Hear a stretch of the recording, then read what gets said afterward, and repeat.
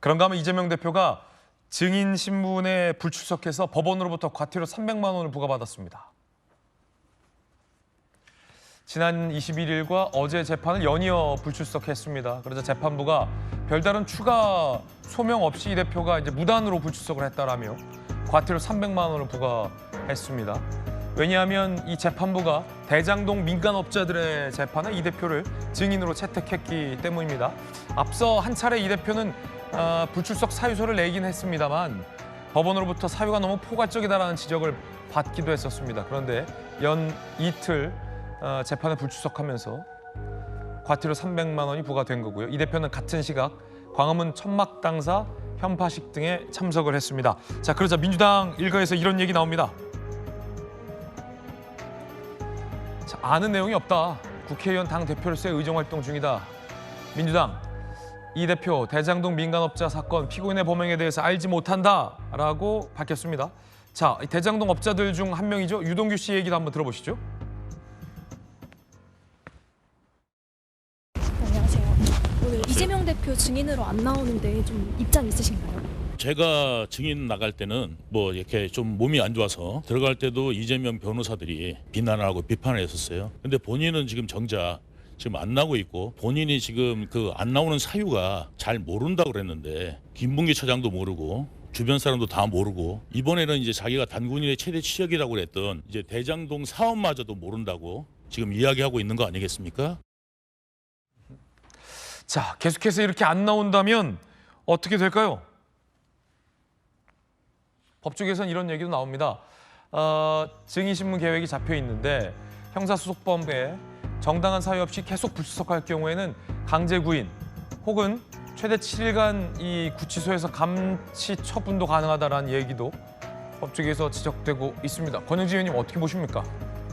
근데 뭐 지금 이재명 대표 보면 놀랍죠. 한 사람이 어떻게 8개 사건에 12개 혐의, 그것도 보니까 뭐 별의별 제목이 다 있더라고요. 그리고 5개 재판을 받는데 한 사람이 저렇게 많은 혐의를 가지고 이 재판을 받고 있다는 것도 정말 놀라운데, 그런 분이 또 대통령을 하겠다라고 하는 거는 사실은 그건 경악을 금치 못할 일이죠. 그런 면에서 보면은 그 증인으로 나가지 않아서 과태료 300만 원 처분받는 거는 제가 보건대는 이재명 대표 입장에서 아주 쉬운 일인 것 같아요. 그 이재명 대표의 법 마인드나 이런 걸 놓고 보면은 저는 그렇다고 봅니다. 그런데 결과적으로 저기 나가지 않는 것도 대장동 사건하고는 나하고는 관계없다, 나는 모른다라는 걸 얘기하기 위해서 이제 과태료 300만 원까지 부담을 하면서 안 나가는 거 아니겠습니까? 근데 제가 뭐 복장 의원님도 사실은 인허가를 하는 저 아산시장을 해보셨고, 또 광역시에는 광역시장에게 용도 변경이나 인허가 권한이 있습니다. 근데 그 경기개발공사가 하는 거를 시장이 몰랐다? 있을 수 없는 일이에요. 왜냐하면 경기개발공사가 만약에 사업을 하다가 분양을 하다가 마이너스가 났다, 이러면은 경기개발공사가 돈을 물어주는 게 아니에요. 시민의 세금으로 시에서 넣어야 되는 거기 때문에 사실상 일일이 시장한테 보고하고 시장에 허가를 받아야 하는 건, 이거는 조금 행정을 아는 사람은 상식적인 건데, 그거 이 김만배 등 이 민간업자들에게 수천억의 이익을 가져가도록 하는 이 대장동 개발 사건하고 나하고는 관계없다고 하다 보니까 김문기도 모른다, 또 대장동 재판에도 나는 모르기 때문에 안 나가겠다, 이렇게 나오는 것이거든요. 백현동은 더해요. 백현동과 관련해서는 저게 지금 자연 녹지를 상업 용도로 지금 4단계를 용도 변경을 해줘서 어마어마한 이익을 보게 한 거란 말이에요. 그것도 김인섭이라는 이 이재명 대표의 선대 본부장을 맡았던 측근은 이미 대법원 확정 판결까지 받아서 5년형을 받았어요. 이거 이재명 대표 성남시로부터 특혜를 받았다라고 한 것이거든요. 그런데 그런 부분들을 국토부에 협박 때문에 내줬다, 이게 통할까요? 제가 보건대는 정말 이런 걸 가지고 손바닥으로 하늘을 가린다라고 하지 않을까, 그런 생각이 듭니다. 네, 복귀한 의원님 어떻게 보십니까? 과태료 300만 원의 뭐 형사소송법대로라면 강제 구인 내진 뭐 감치 처분도 가능하다는 얘기도 오늘 조간에 나오긴 했던데. 참 이재명 대표를 보면 초인적이다라는 생각이 들 정도로 지금 저 많은 재판들을 소화해내면서 동시에 당대표로서의 자기 역할도 수행하고 있고, 그러면서 지금 시기가 가장 중요한 시기 아닙니까? 대한민국 운명에 가장 중요한 시기에 또 그 정치인으로서의 자기 역할까지 해가면서 다른 사람들의 재판에 물론 일부 그 연관이 돼 있기 때문에 증인으로 불렀겠지만 저런 부분까지는 세세히 신경을 쓰지 못한 것 아닌가라는 추측을 해봐요. 그러니까 뭐 소환 통지를 받았는지 어쩌는지 잘 모르겠는데, 그렇기 때문에 과태료를 내게 되면 또 언론에서 이재명과 관련된 뭔가가 있다라고 하면 세상에 막 불불 끓을 텐데, 제가 볼 때는 저 부분은 뭐 실수에 기인한 부분이 좀 있어 보이고, 실수에 기인한 것이다. 예, 조금 아까 이제 이러저러 말씀하셨으니까 저는 지금의 대한민국이 이렇게 가파르게 대립되고 그리고 심지어 비상계엄까지 가고 했던 가장 큰 이유가 대통령 선거 끝나고 나서 승자가 패자를 포용해주지 못한 데 있다라고 생각해요. 승자가 어떻게 했습니까? 그 후보자의 선거법 이런 거요. 그동안 우리 정치 그 역사에서 보면 안 건드렸던 겁니다. 뭘 이런 걸 가지고 서로 용서해주고 화합하고 패자는 승자를 또 인정하고 했었는데, 부인도 사법 처리하죠. 애들까지도 탈탈 털죠. 이런 식으로 진행됐던 거예요.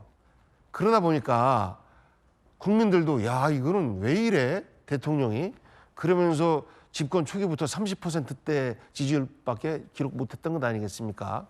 그러면서 이제 재판이 진행되는데 이재명 대표에 대해서 사법 처리를 하고 구속시키고자 했었어요. 그런데 국회에서 방탄했다고 하는데 방탄 못했지요. 국회에서 체포 동의안에 동의를 해줬고, 그런데 법원에서 기각이 됐어요. 영장이 발부가 안 된 겁니다. 그러면서 이제 계속해서 바깥에서 과거에 대선에서 서로 겨뤘던 윤석열, 이재명 두 분의 대결이 이어지는데, 정치적인 힘, 그러니까 국민적 동의는 이재명 대표가 더 많이 확보하고 있고, 그런데 권력을, 검찰을 부리고 수사기관을 부리고 뭐 어떤 행정권을 갖고 있고 한 것은 이제 윤석열 대통령 측이었죠. 그러다 보니까 실제 이재명 대표가 당할 수밖에 없는 이런 구조의 반복 아니었나 싶고요. 뭐 조금 아까 얘기했던 그 선거법 같은 경우도 지난 20대와 21대 허위사실 유포와 관련해서 총 27건이 기소가 됐는데, 그 가운데서 의원직 상실에 해당하는 그 유죄는 한 건밖에 없었다라는 거예요. 그렇기 때문에 이 허위사실 유포에 대한 여러 가지 법률적인 문제를 손봐야 되는 것 아니냐, 이런 이야기도 나오는데, 우리 이제 단체장 해보셨으니까 어떠한 개발과 관련된 일을 시에서 하려고 하는데 그 국토부에서 공무원이 공문을 보내고 혹은 전화를 해요. 이걸 꼭 이렇게 해야 되겠습니까? 하면 지방 공무원은요 바짝 쫄아요. 왜냐하면 아니 아산시에서 무슨 일을 하려고 하는데 국토부 공무원이 아산시를 안 좋아해? 그러면 도로 하나 내야 되는데 다음번에 예산이 안 씁니다. 사업에서 잘려요. 그러다 보니까 이거를 압박으로 여기는 건 당연한데, 이거 표현을 압박이 아닌 협박으로 표현한 것, 이것 자체는 표현에 있어서 약간 과할 수는 있는데, 글쎄요, 그런 것이 그 후보자의 자격을 상실한, 피선거권을 상실할 만큼의 중한 범죄인지, 우리가 허위사실 유포는 상식적으로 그러잖아요. 상대방에 대한 흑색선전은 최저 250만 원.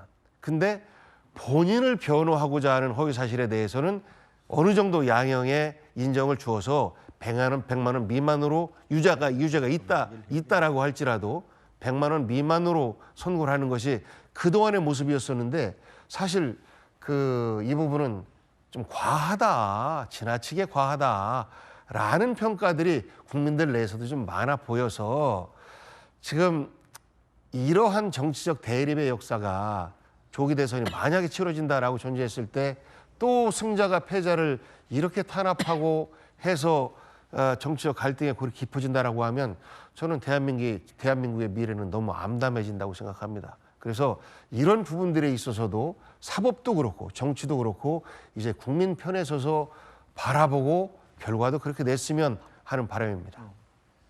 제가 이건 조금 제가 반박을 좀 해야 되겠어요. 저 복장 의원님 뭐 굉장히 합리적이고 아신데 이제 이재명 대표를 방어해 드려야 되는 입장은 내가 이해가 안 가는데요. 사실은 대장동 문제나 선거법 위반 문제 윤석열 대통령 승자가 그거 문제 제기해가 파헤친 거 아니잖아요. 대장동 문제는 민주당 경선 때 그래서 경선 때 불거져 나온 문제고 그거 민주당 정권에서 이미 수사하던 문제이지 어떻게 윤석열 정부 들어와서 패자를 압박하기 위해서 수사한 겁니까? 선거법 위반 문제도 마찬가지입니다. 경기도 국정감사에서 민주당 의원이 질문한 겁니다.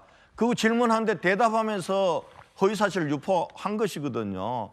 그런 문제이기 때문에 이걸 이걸 그 패자를 포용하지 못한 윤석열 대통령과 여권의 잘못으로 돌리는 거는 저는 그거는 온당치 못하다 예. 이런 말씀을 드립니다. 네. 자, 두 분 의견 전해드렸고요. 내일 2시에 선고가 됩니다. 1시 반부터 채널A가 뉴스 특보로 이 대표의 2심 선고 생중계해드리겠습니다. 앵커는 제가 맡습니다.